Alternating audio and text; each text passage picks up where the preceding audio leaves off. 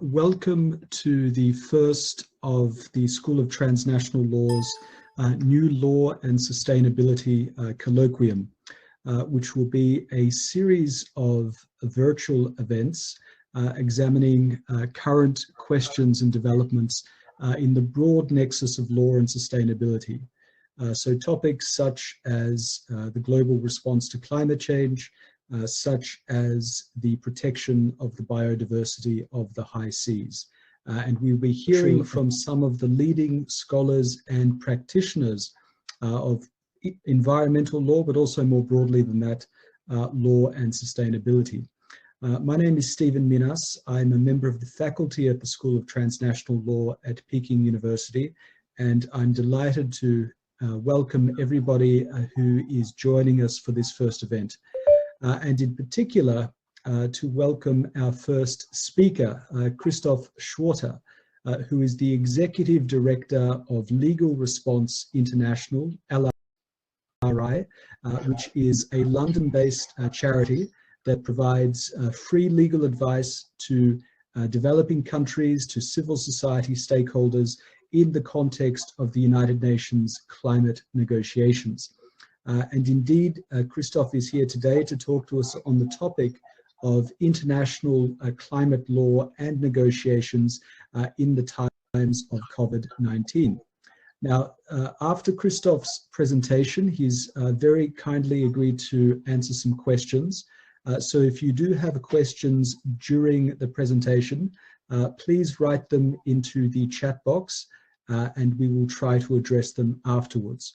But Christoph, you are very welcome. Thank you very much, Stephen, and hello everyone. Thank you very much for having me, and stay tuned. Before I start my presentation, Stephen has asked me to say a little bit about the LRI, the organization we are a network of lawyers from law firms, solicitors from law firms, yes, barrister chambers, universities, that provide free legal advice to developing countries in and around the climate negotiations. And we do that with their help, and they do this on a pro bono basis. Unfortunately, I cannot change my slides. Is there anything we can do about this?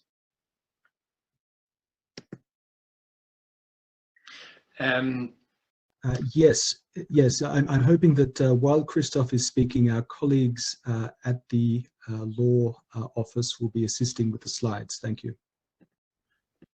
I think this looks promising already, but thank you. So we provide legal advice around the climate negotiations. Traditionally, this legal advice has always been related to international law. Increasingly, countries are looking at how to implement the Paris Agreement, and therefore we're also advising on domestic law. And we are currently funded by the UK Department for Business, Energy and Industrial Strategy, BASE, as part of their Climate Ambition Support Alliance that seeks to strengthen the input that small countries, vulnerable developing countries in particular, can make into these negotiations. And in particular, of course, the COP in Glasgow at hopefully the end of next year. If you want to find out more, check out our website, legalresponse.org. We have a database. All the advice that we produce is posted to that database. It's peer-reviewed, totally neutral, and we really do not have a particular policy agenda. I often get asked, why do the law firms and the lawyers support us for free, pro bono? It's very much part of their traditional ethos, but it's also a great learning experience for a lot of younger lawyers. And these days, the ranking of law firms also takes into account the number and quality of pro bono projects. So there are various reasons. And before I start the presentation, I could probably also say something about myself.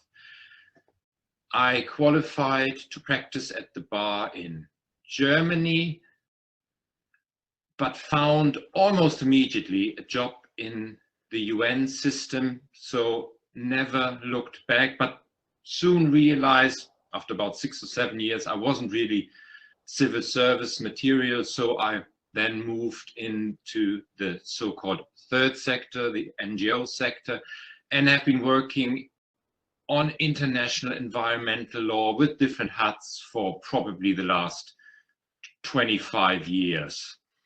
My presentation, I've called it International Climate Change Law and Negotiations in Times of COVID-19. There was a bit of an academic debate recently whether there is already a body of law that we can refer to as climate change law. I don't want to weigh in on this, but saying, you know, the body of international law related to climate change seemed a bit clumsy. So I'll be talking about climate change law. And I also can't really say there have been a lot of changes in the substantive law yet, but I think there are a number of trends, and I would like to highlight these in the area of human rights and climate justice, economics and trade, the international climate change regime, and here I will distinguish between the substantive norms, the substantive rights and provisions in the UNFCCC, the Kyoto Protocol, the Paris Agreement, and the more procedural questions. How does COVID maybe affect the negotiations? And then, if we have time, I will attempt a brief look into the future. So, my take on all this is probably very much influenced by where I live and also the work I do.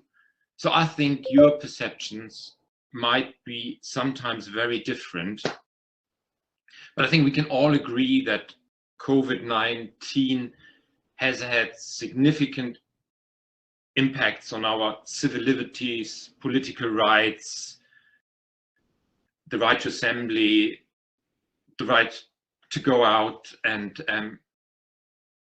the freedom of movement in general. But I think it has particular impact in the climate change context on social rights, right to life, physical and mental integrity, privacy, home and family, food, water, housing, sanitation, and so on. And in all these areas, the impacts of COVID-19 now, but also the economic long-term impacts, will accelerate, will strengthen the existing threats and impacts on our lives and our human rights.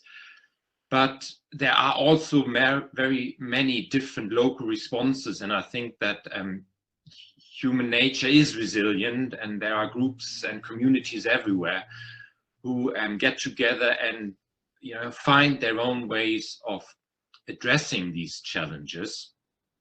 I think there's also a shift now towards digital tools and communication, but I think what you're probably more interested in is the legal dimension of it all. And here I would, for instance, recommend to look at the work of some of these bodies and institutions, the Human Rights Council, or formerly the Human Rights Commission or Committee, has looked at the rights of climate change refugees, for instance. There is a very recent complaint to the UN Committee on the Rights of the Child. The American Court of Human Rights has delivered, I think, 2 or 3 different advisory opinions that all touch on human rights and the impact of climate change. The Philippines Commission on Human Rights has looked into the responsibilities of large companies, fossil fuel companies, for human rights violations. And then there's the whole area of climate litigation, for instance. Here in Europe, there's been a case brought by the Uganda Foundation, and there are now similar cases in, for instance, the German courts, the French courts, the Spanish courts, all around individual rights and how they are threatened and already impacted by climate change. And all this will also, you know, have, or it'll become stronger in the future. And it would be interesting to know if there are any such cases in China yet. So if you want to write a paper about this, or you have some research, I'd be happy to distribute that amongst the growing community of lawyers in our part of the world who looks at the potential of cases and legal campaigns around climate change. And I would recommend to have a look at the climate case chart by the Sabine Center for Climate Change Law in Washington that, no, sorry, I think they're based in Columbia, New York, that monitors all these cases. The big issues that I think are still pending and require a bit more work and research relate to the extraterritorial application of human rights. Human rights are usually safeguarded and protected by the state under whose jurisdiction the individual is. That's problematic in the climate change context, where emissions in one end of the world seriously affect the lives and livelihoods of people in another part of the world. Forced displacement and migration as a result of COVID-19, that'll become, I think, even more of an issue. People need, for economic reasons, leave their homelands, move somewhere else. Do we establish a system of treaties between host states and others? Is there maybe a need to issue a new kind of refugee pass? And then, of course, climate change response measure. There is a number of large renewable energy projects, for instance, dams in sub-Saharan Africa, that will have serious human rights implications. But a lot of people also consider this situation we are in as an opportunity to do things differently and to recover in a more sustainable, greener manner. And the Secretary General of the UN, for instance, has put out 6 principles to recover better in the future. So that money is spent to deliver new jobs and businesses through clean and green transition. And when taxpayer money is used to rescue businesses, it must be tied to achieving green jobs and sustainable growth. There should be a move away from the grey economy, the informal, not regulated economy, towards a more green economy. And then public funds should flow to sustainable sectors and projects. Fossil fuel subsidies should be phased out completely. And think about this one in the climate change context. Polluters must pay for their pollution. Climate risk and opportunities must incorporate it into financial system. And I think the last one is a bit of a no-brainer. We need to work together as an international community. What this could look like in practice is that the EU, for instance, as part of their Green Deal and Next Generation budget, has committed to that at least 30% are spent on climate relevant projects and programs. And as part of their Green Deal, they've also suggested that once again, there could be some kind of carbon border adjustment mechanism. And they've very carefully worded this as in compliance with World Trade Organization rules, because that's always, of course, the balance parties need to strike between free trade and climate change response measures. Whether they've put that into the proposal to challenge the US at this stage, I don't know, we will see what comes out of it. Debt relief for vulnerable countries is a big issue. The G20, I think, has suspended all the debt repayments for vulnerable countries until the end of the year, and there is a number of initiatives to cancel foreign debt altogether. And there will, of course, be legal challenges, probably around human rights again. And I've already read that I think lawyers in the Netherlands will challenge support that the big airline KLM is likely to receive. And I think there's similar initiatives here in the UK. But let me zoom in on the climate change regime now.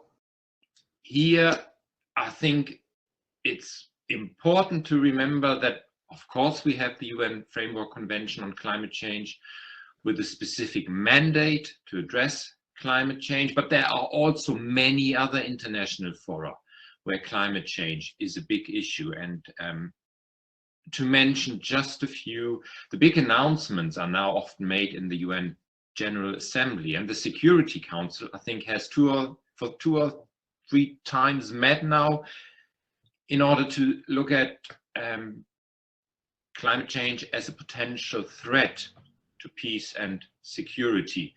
The International Maritime Organization, the IMO, has very much addressed climate change by looking at technical regulations, better designs for vessels. The International Civil Aviation Organization has recently established a market mechanism, and because of COVID-19, the basis or the baseline to assess airlines in the future has been shifted. So there, COVID clearly has an impact on existing legal law and governance framework already. So instead of 2019, 2020, that's now 2019 only. And then there are others, of course: transboundary air pollution, the law of the sea, biodiversity, UNESCO World Heritage Sites. And I think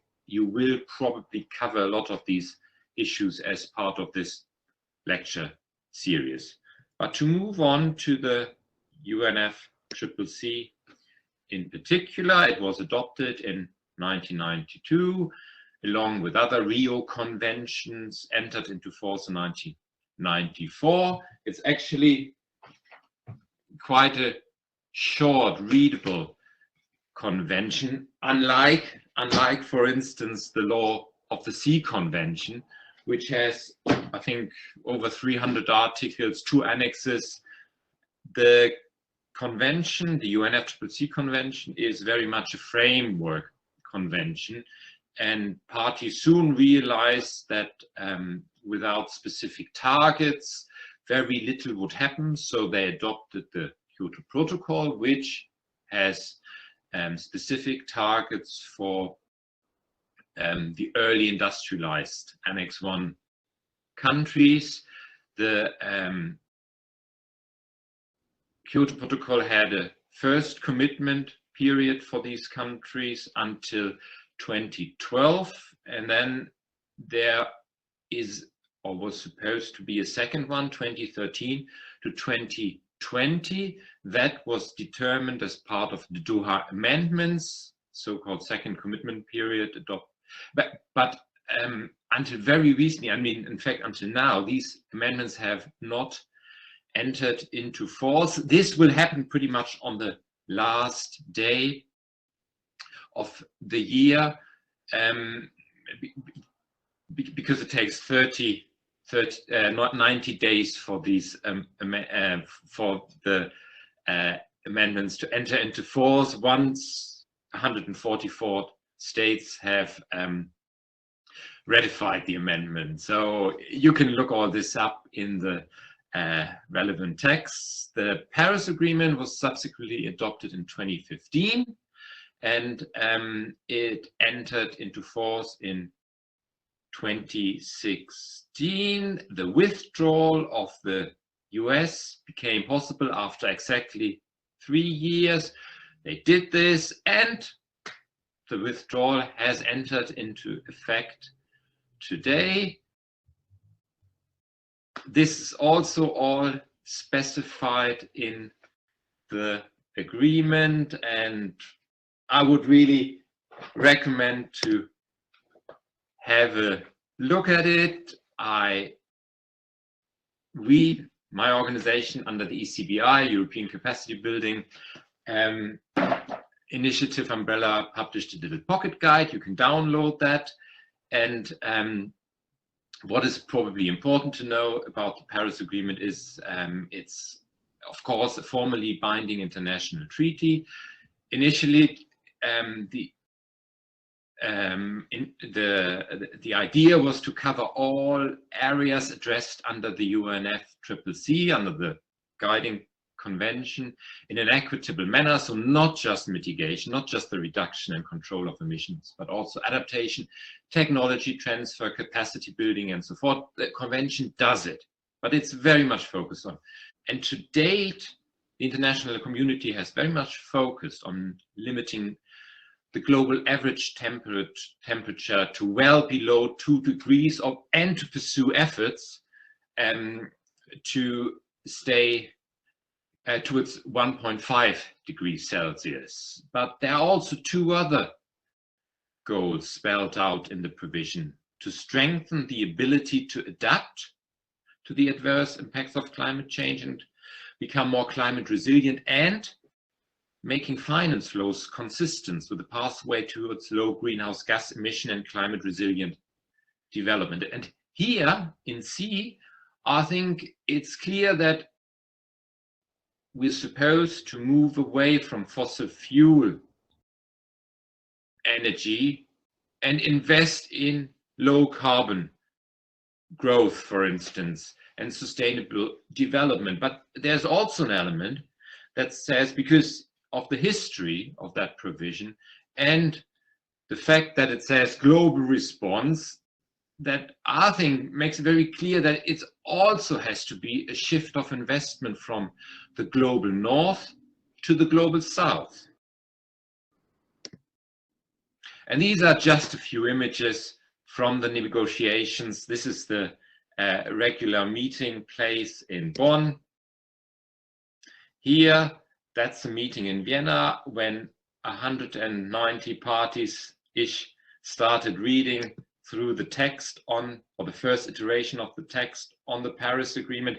These are the iconic moments that you might remember. This is a bubble when everyone gets together in order to hammer out a deal, but there's also that happening around these meetings. There are always a few protests out there, and when I first started going to the climate change conferences, they were very much technical intergovernmental meetings. Now they've become much more like trade fairs. This is what a list of participants looks like. You see altogether over 20,000 people, and this Madrid December 2019 was a small meeting because it was moved at the last minute from Chile to Madrid. And these negotiations are characterized by multiple strands of discussions, informal and informal settings. You have different negotiation groups for smaller parties, smaller delegation. It is very much a challenge to follow everything that's going on. They also have very different resources at their disposal. They can call a lawyer or not. And the main challenge for reaching decisions often is that decision making takes place by consensus only. So it's quite a convoluted process. If you want to get a first-hand impression, check out the UNFCCC website and some of the negotiations. In the pandemic, we do not meet physically anymore.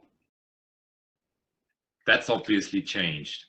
And the secretariat staff, as most of us, is working from home.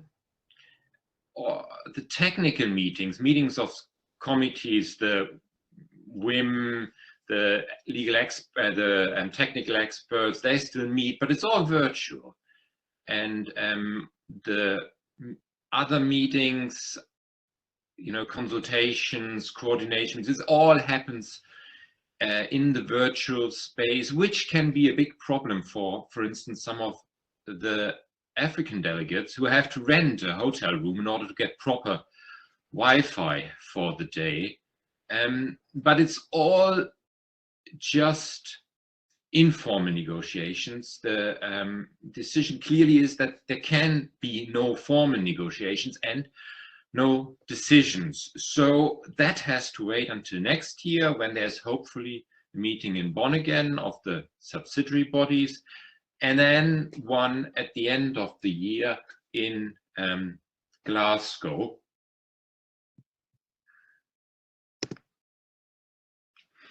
What we expect is that there will an agreement around Article 6 on market and non-market approaches. That's one of the areas that wasn't decided in Katowice as part of the rule book or the implementation rules, whatever you want to call it. And then in order to meet the overall goals, of course, an updated nationally determined contributions.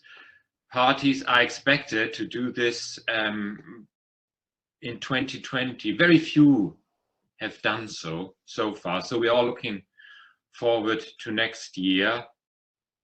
There are also areas where the COVID-19 situation is reflected. The IPCC assessment report, that's the report of the International Panel on Climate Change, the governing scientific body, will include a review of links between pandemics on human pressures on the natural environment. And then, very importantly, the UNFCCC budget for the next 2 years has to be adopted next year at some point. So I think at least that is an area where they will find a way to take a decision.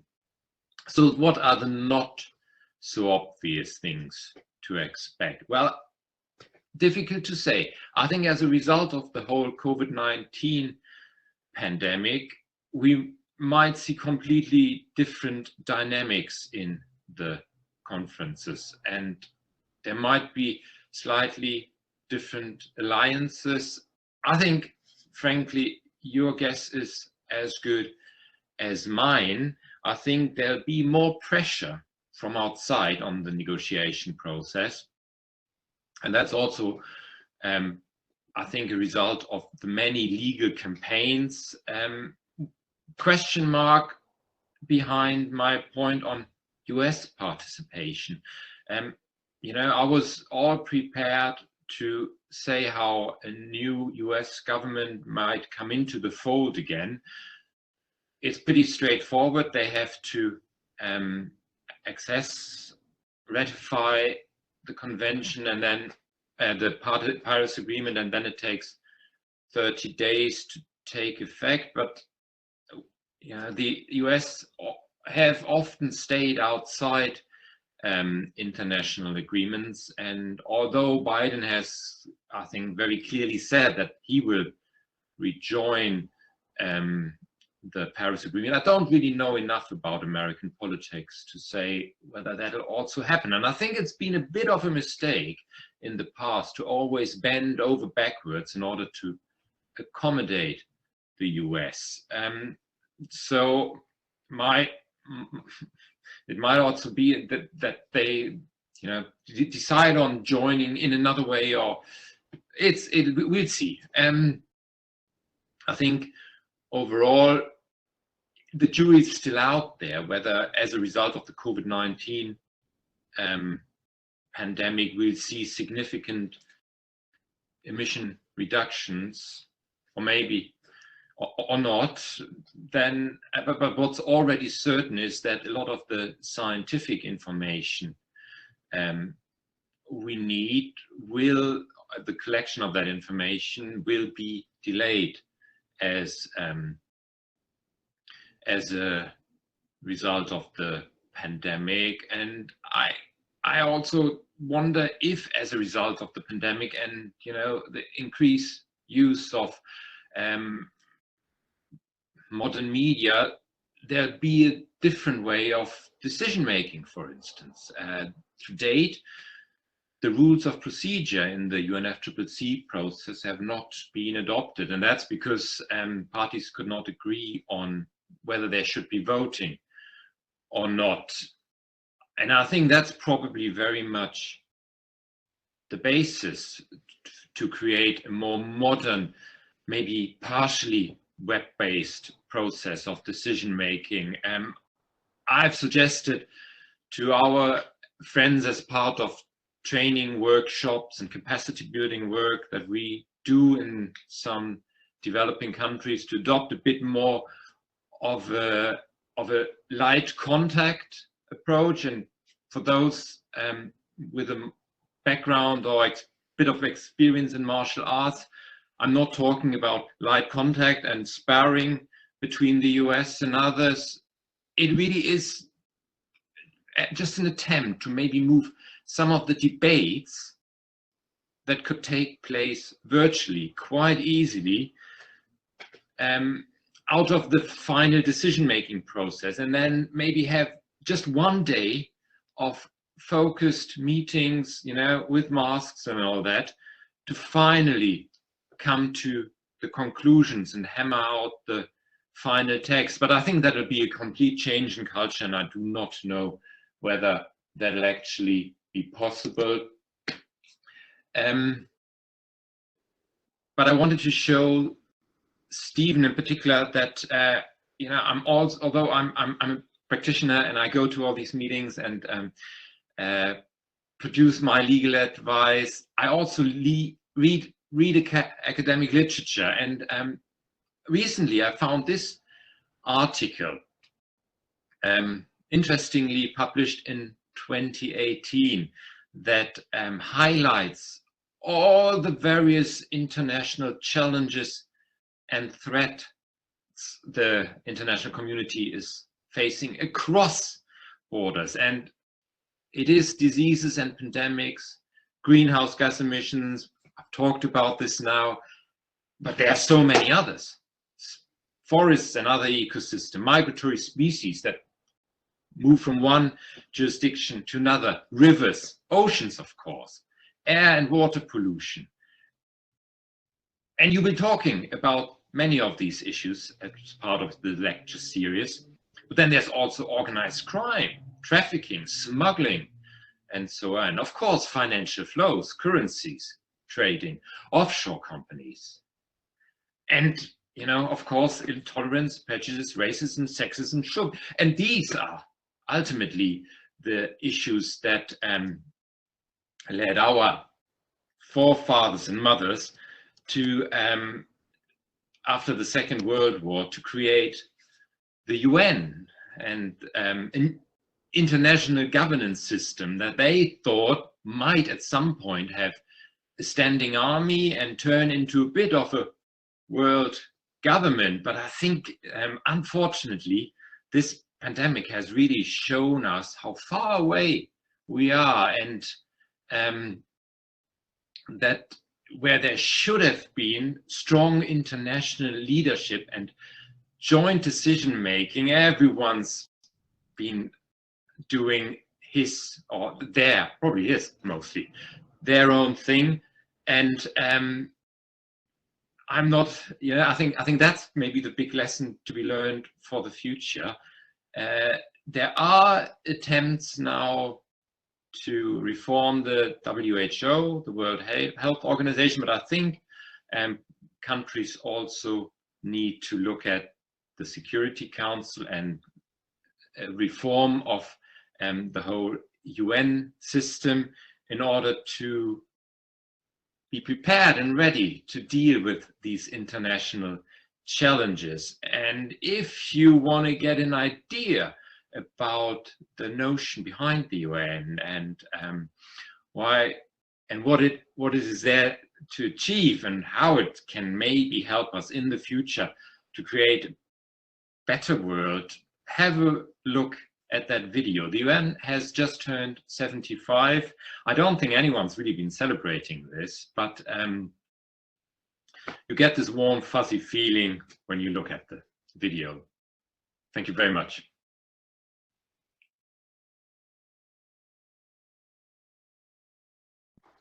Well, thank you very much, Christoph. I think you've given us a lot to think about here, and you've brought us right up to date in terms of the UN climate process and some of the challenges it currently confronts with the pandemic.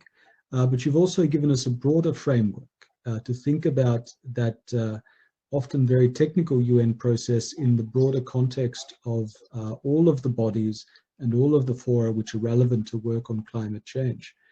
So I think that that's something that particularly those of us who work within the UN process should always bear in mind, that connection to broader realities. So as we turn to the question and answer section of the webinar, I thought I would just ask you, having told us about, perhaps, Christoph, if I could ask you to mute yourself while I'm speaking. I think that's creating a bit of a background, and I'm trying to do the same. So just to ask you, as you have described, the UN system has had to adapt to the pandemic.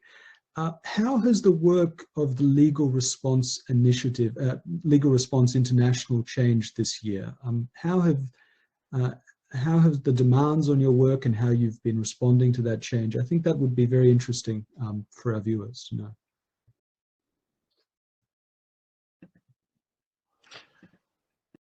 I don't think for us as an organization, the world or the way we work has fundamentally changed, because we tend to work with lawyers, civil servants and others in small developing countries. So we have used all the various platforms that there are in the past, and sometimes it's just a WhatsApp message or a telephone call.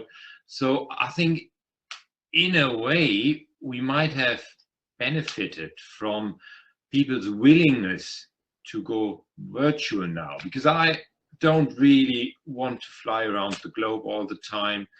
I think a lot of the younger lawyers we work with are also reluctant now, but for some reason people still prefer the face-to-face interaction and the in-person workshop. So I think in that sense there's been a development and we're making good use of it, and it hasn't really affected our work. I think as a result of the cancellation of all the physical meetings, and Stephen, you've been to many of them and you've also joined our team at some point, I remember.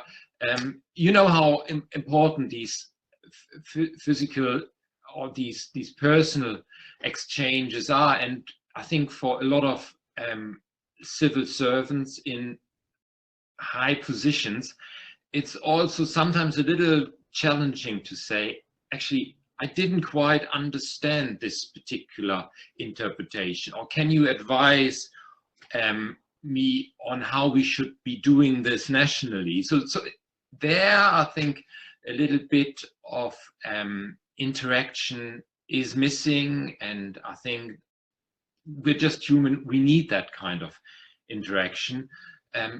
But otherwise, we still write the papers we've written in the past. We produce training manuals. If you go to our website, you'll see that the little pocket guide on the Paris Agreement is available in PDF format, and we've also taken some of the components in that guidebook to produce little webinars explaining the content, in our hope accessible language. Otherwise, personally, I'm stuck at home in Southeast London. I would like to meet some of my colleagues occasionally, but unfortunately, you know, as of tomorrow, that'll be completely banned again. I'm not entirely sure what the rest of the year will look like, but we're all hoping that at some point this blows over and we can maybe not resume business as normal, but go to modus operandi, go to way of working that really makes good use of the technology and you know, only encourages physical contact when it's absolutely needed. So that's, you know, that's my suggestion, the light contact approach.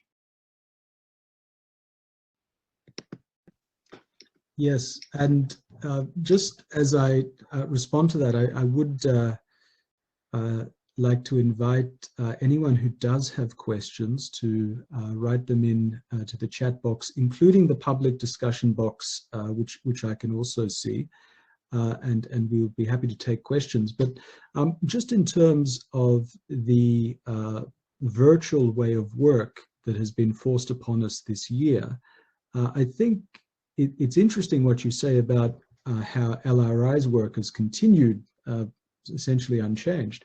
And when we look at the UN climate process, it is such a sprawling process that sometimes we have to break it down a bit. And you mentioned that there is this large trade show-like element to it, where businesses, NGOs, and all manner of people come to the conferences and present what they're doing, or sometimes what they're selling.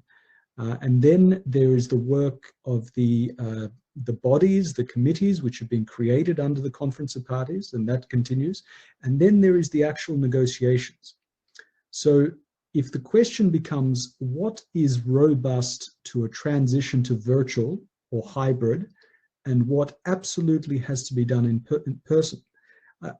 I've found it interesting this year that we've seen a lot of the climate action work, the stakeholder presentations, all of that is online. A lot of the official committees are doing work online, holding virtual meetings, etc. The negotiations, I think, are more difficult. I think it is a very different dynamic if you cannot have people in the room talking across a table, sometimes talking quite informally across the table. So I do wonder, and I don't think anyone has the answer to this, what the solution to that is, if the solution is not a vaccine and the world sort of returns to some semblance of normality within the time frame that solving the problem of climate change demands, which is not years into the future. How does one deal with the challenge of the modalities of work that the actual negotiation requires? So I'd be very interested in your thoughts on that question.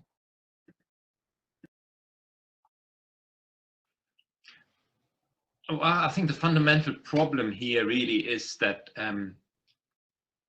the decision-making process is archaic, that you have other international conventions, CITES, for instance, where parties actually vote and they press a button so that you know whether a new species goes on the list, whether a species goes on the list of endangered species or seriously endangered species. So there are ways of, I think, dealing with this situation quite effectively, but the decision-making process in the UNFCCC is really so much around this need to build consensus and getting all the big players on board, that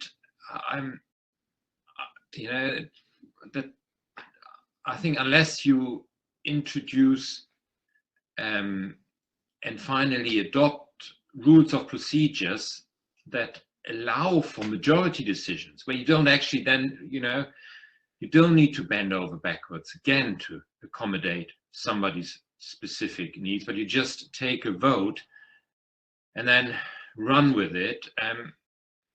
I think without that political decision, it'll be really, really difficult to enter into a more effective mode of decision making. At least I don't see how that could be done. But adopting those rules of procedure is another incredible task, although it's a bit of a no-brainer for most people. If you go to an international conference and if you negotiate a deal, you can quite easily do this with using Google documents and then maybe having a conference afterwards, and it shouldn't be that problematic. But I'm not. It's really, that's pretty much beyond my pay level, and I think it really needs a complete shift in culture as well. Well, just on the question of voting and the absence of a rule book, it is interesting that the default operation of the climate conventions is on the basis of consensus. Now, consensus has not always meant 100%, and it's a difficult question to quantify what consensus is, but this is something we've seen time and again, including, by the way, in the adoption of the Paris Agreement, if you'll recall. That was not quite unanimous. Now, I do have a question from one of our viewers who asks, how detrimental is or will be the pandemic to the negotiations and wider climate action in terms of time robbed or time lost? So any response to that question?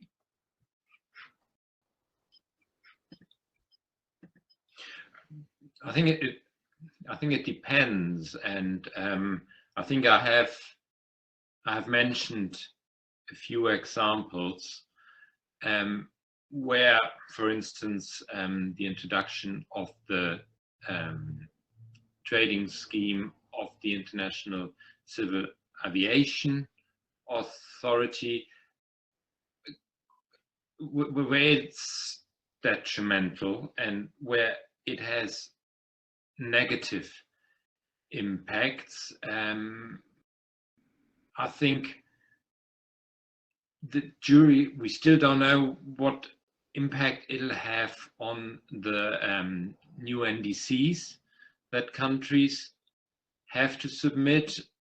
I have attended quite a few of the UNFCCC informal meetings, and it is, I think, remarkable that at the moment, at least, all the countries, all the parties seem to make commitments to along the lines of these 6 principles put out by the Secretary General of the UN on a better green recovery. So they're all singing from the same hymn sheet, and they're all promising to take that into account when they recover from the COVID-19 pandemic. But there are also a few cases where countries have already been criticized for doing exactly the opposite. And I think that's, for instance, Brazil, Mexico, the US, Australia, India, who have been specifically supporting fossil fuel companies again in order to deal with the crises. So I think once we have all the scientific data on emissions during the pandemic and at the end of 2021, when there might be a vaccine, it'll be easier to say, but at the moment, I think we're largely speculating, aren't we? Indeed we are, and I think that is a big question that hangs over the entire world, the degree to which the recoveries from this terrible pandemic will be green, will be sustainable. And I noticed in your presentation you mentioned the Article 21C of the Paris Agreement, which is one of the 3 Paris goals, and that of course is making finance flows consistent with a resilient future to adaptation and with climate mitigation. So the Paris Agreement has mitigation and adaptation goals, but also this very important goal to transform global finance flows. And if we're talking about not just government spending, but government signaling to the marketplace, then these pandemic recovery packages are some of the largest, not just spending programs, but signals to the broader economic community that we've seen in a very long time. And as you've mentioned, there is a great range in terms of how green, how sustainable these are to be. So this of course is not a question which is directly addressed in the negotiations themselves, but it seems to set a very significant framework for what is possible in the future. And of course, the other thing to note is that the recovery is a moving target. It's sad to say it, but as so many countries are suffering second waves and third waves of the pandemic, the economic crisis deepens. So we start to see some of the assumptions of market actors change, but also some of the very concrete budgeting decisions that have to be made change. So I don't know if you have any reflections on that point, on the question of Green New Deals and the potential for these recovery packages to push along climate action and try and bring the Paris targets a bit closer into reach.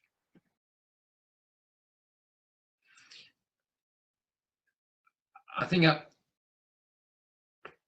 I work with lawyers in the London city, bankers, insurance agents.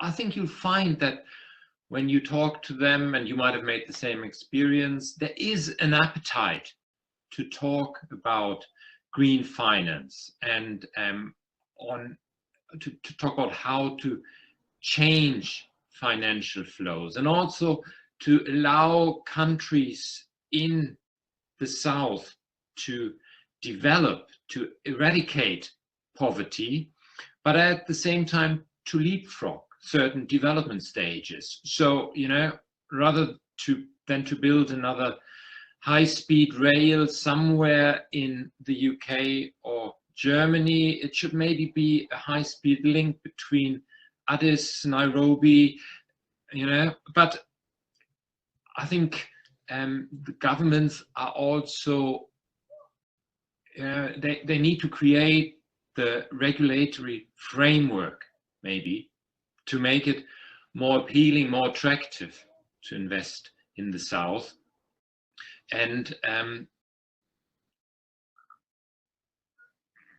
I think maybe this pandemic underlines the need once again. That is, I think, where the global North, the traditional earlier industrialized countries need to play a leadership role, and that would of course be an initiative maybe for the COP in Glasgow to strategically look at how investment can be channeled into the global South. The industry, to some extent at least, would be interested and I think ready to support this, but you know, it also means potentially cuts in the North and maybe less economic growth in the North. So, you know, politically, that's probably quite a tough one for a lot of politicians here in our part of the world, and Australia, of course. Indeed, indeed, we can't forget Australia. Christoph, we have another question related to the pandemic. As each country is challenged by its own problems, like controlling the virus and revitalizing the economy, so how can the Alliance for Climate Action and Ambition be consolidated or brought back together? Very good question.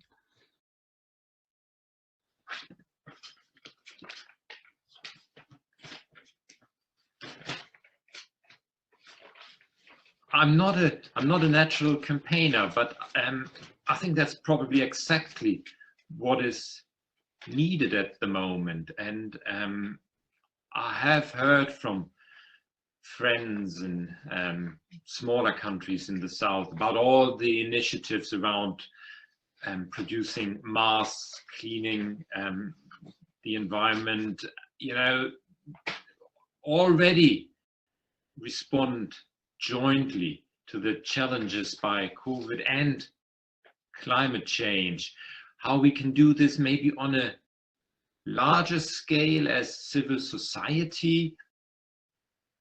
I'm sure that the lawyers that have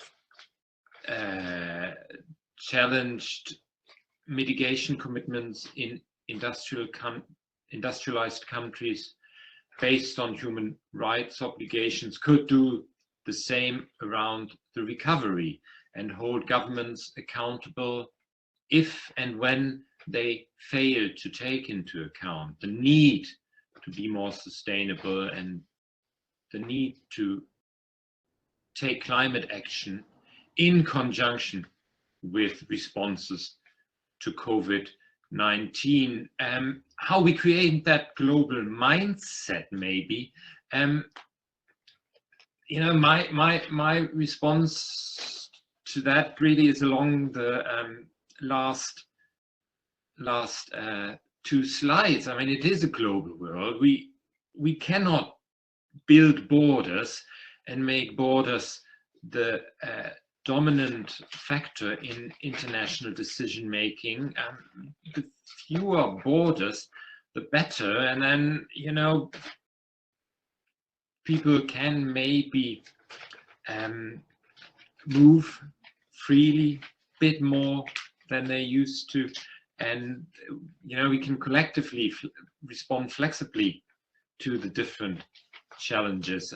Maybe that's, you know, a nice topic for one of the COP or one of your next seminars. You know, how do we create those alliances? Yes, it's certainly a good PhD topic as well as a seminar topic. Christoph, the last question we received is one that I suspect a lot of people will be thinking about, and that is, what could be the influence of the United States withdrawing from the Paris Agreement?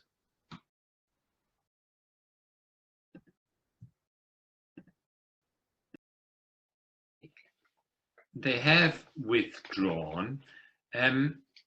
I think the damage, the psychological damage, was done about a year ago when they sent the letter.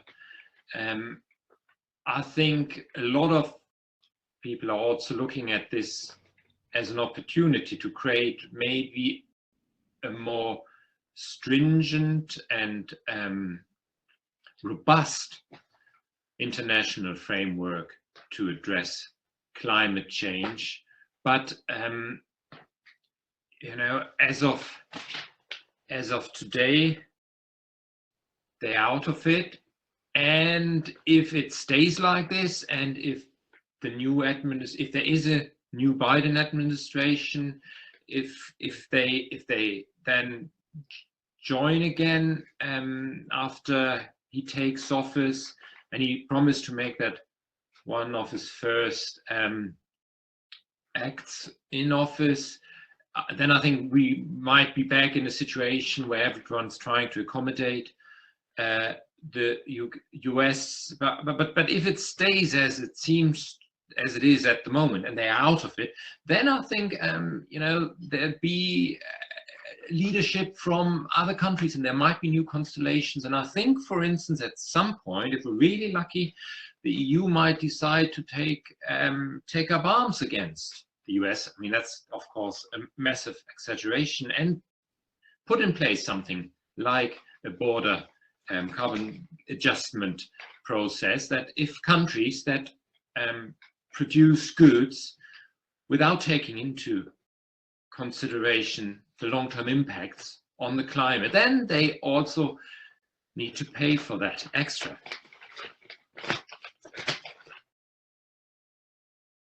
Well, again, thank you very much, Christoph. I mean, it's an extraordinary moment that we're living through. Someone I follow on Twitter wrote, I hope there will be an author who is equal to the task of capturing these times that we're living in and preserving them for the future, because it is an extraordinary moment, but also when it comes to climate change, a time of great decision. And that's why we've been very fortunate, Christoph, to have you here today to tell us about the UN climate process and the time of the pandemic, but also I think to give us some hope about the future and how the international community can continue to improve its collective response to climate change. And of course, negotiation between parties and states is part of that, but of course that's by no means the whole story. So thank you very much, Christoph Schwarter. And can I thank everybody who has tuned in for this first Law and Sustainability Colloquium. Thank you in particular for the great questions. And we very much hope to see you in future sessions. And let me just conclude by saying I wish everybody well. I hope that everybody stays safe. And we look forward to seeing you at the next session. Thank you very much. Thank you. Thank you very much.